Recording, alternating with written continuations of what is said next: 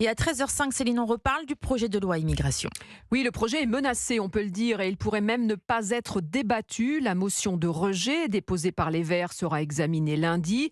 Et en cas de vote favorable, le texte serait rejeté avant même la discussion dans l'hémicycle.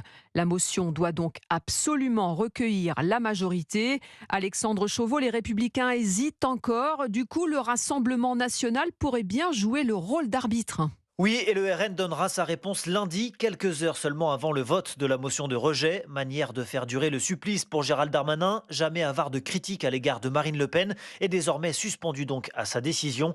Car si les Républicains décidaient de rejeter d'entrée le projet de loi, alors le Rassemblement national, fort de ses 88 voix, pourrait faire pencher la balance. À l'heure actuelle, rien n'est décidé. Surprise, s'amuse ainsi un conseiller du groupe à l'Assemblée. Première hypothèse, le vote de la motion de rejet, cela affaiblirait considérablement Gérald Darmanin, empêché d'obtenir une majorité sur un texte dont le vote est devenu un défi personnel.